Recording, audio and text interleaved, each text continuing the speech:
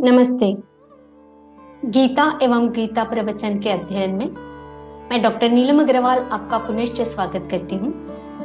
8वां अध्याय हम पढ़ रहे हैं, जिसमें विनोबा जी ने कहा मरण का स्मरण रहे, इसलिए हमेशा ईश्वर के रंग में रंगे रहो। और यह जीवन दिन रात युद्ध का प्रसंग है और आगे का पाठ है शुक्ल और कृष्ण गति। तो आइए पढ़ते हैं।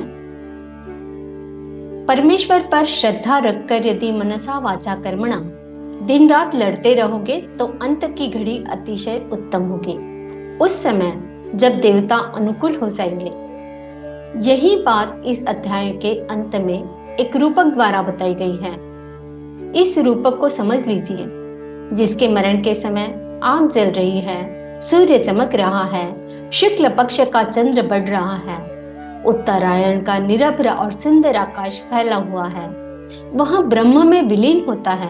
और जिसकी मृत्यु के समय धुआं फैल रहा है, भीतर बाहर अंधेरा हो रहा है, कृष्ण पक्ष का चंद्रमा क्षीण हो रहा है, दक्षिणायन का मलिन और अभ्राच्छादित आकाश फैला हुआ है, वहां फिर से जन्म मरण फेरे में पड़ेगा। बहुत से लोग इस रूपक को पढ़कर चक्कर में पड़ जाते हैं। यदि पुण्य मरण की इच्छा हो तो अग्नि, सूर्य, चंद्र, आकाश इन देवताओं की कृपा रहनी चाहिए। अग्नि कर्म का चिन्ह है, यज्ञ का चिन्ह है। जीवन के अंतिम क्षण में भी यज्ञ की ज्वाला जलती रहनी चाहिए। न्यायमूर्ति रानडे कहते हैं, सतत कर्तव्य करते हुए मौत आ जाए तो वह धन्य है। कुछ न कुछ पढ़ रहे हैं, कोई काम कर रहे हैं, ऐसी हालत में मैं मरूं तो भर पाया, ज्वाला जलती रहे, इसका यह अर्थ है।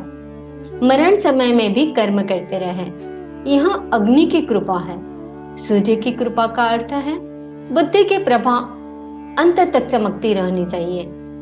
चंद्र की कृपा का अर्थ है मृत्यु के समय भी पवित्र भावना बढ़ती जानी चाहिए। चंद्र मन का, भावना का देवता है। शुक्ल पक्ष के चंद्र की तरह मन की भक्ति, प्रेम, उत्साह, परोपकार, दया आदि शुद्ध भावनाओं का पूर्ण विकास होना चाहिए। आकाश की कृपा यानी हृदयाकाश में आसक्ति रूपी बादल बिल्कुल नहीं रहने चाहिए। एक बार गांधी जी ने कहा, मैं दिन रात चरखा चरखा चला रहा हूँ। चरखे को बड़ी पवित्र वस्तु मानता हूँ, परंतु अंत समय में उसकी भी वासना नहीं रहनी चाहिए। जिसने मुझे चरखे की प्रेरणा दी है वह स्वयं चरखे की चिंता करने में समर्थ है। चरखा अब दूसरे भले लोगों के हाथ में चला गया है। चरखे की चिंता छोड़कर मुझे परमात्मा से मिलने को तैयार रहना चाहिए। सारांश यह कि उत्तरायण का अर्थ है हृदय में आसक्ति रूपी बादल का रहना।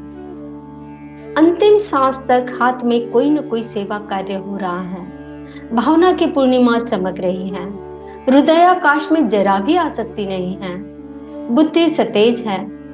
इस तरह जिसकी मृत्यु होगी वह परमात्मा में लीन होगा।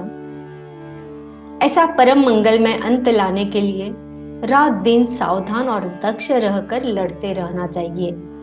एक क्षण के लिए भी मन पर अशुभ संस्कार न पड़ने देना चाहिए। ऐसा बल मिलता रहे, इसके लिए परमात्मा से सतत प्रार्थना करते रहना चाहिए। नाम स्मरण, तत्व स्मरण बार बार करते रहना चाहिए। आइए कुछ श्लोक पढ़ते हैं। 8वें अध्याय से 23वां श्लोक चल रहा है। यत्र काले त्वनावृत्तिम् आवृत्तिं चैव योगिनः प्रयाता यान्ति तं कालं वक्ष्यामि भरतर्षभ।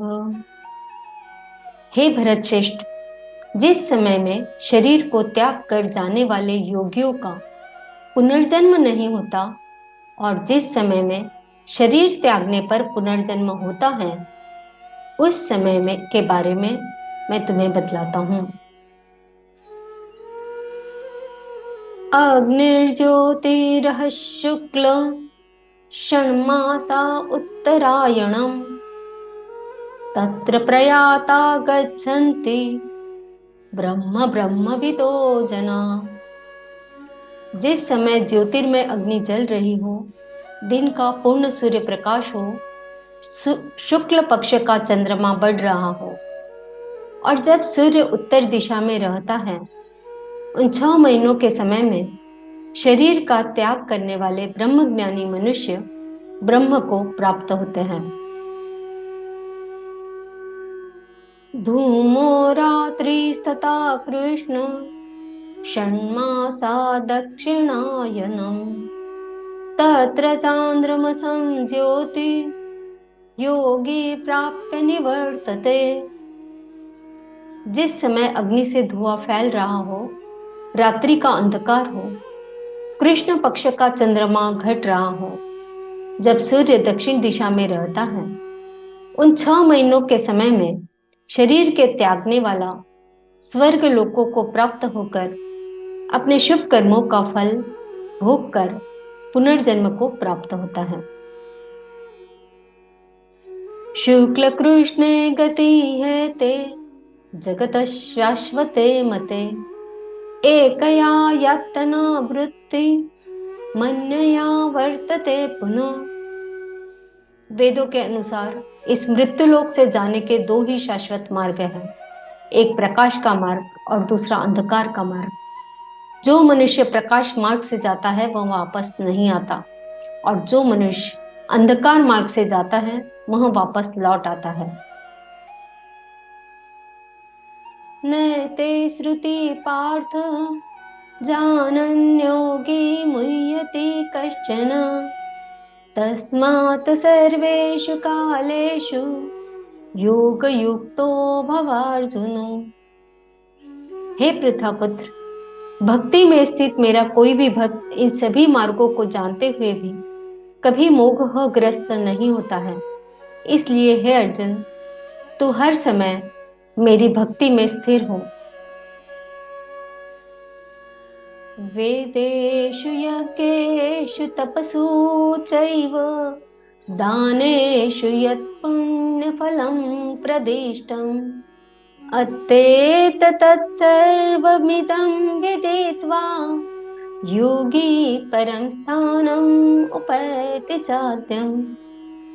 योग में स्थित मनुष्य वेदों के अध्ययन से, यज्ञ से, तप से और दान से प्राप्त सभी पुण्य फलों को भोगता हुआ अंत में निश्चित रूप से तत्व से जानकर मेरे परम धाम को ही प्राप्त करता है, जो कि मेरा मूल निवास स्थान है।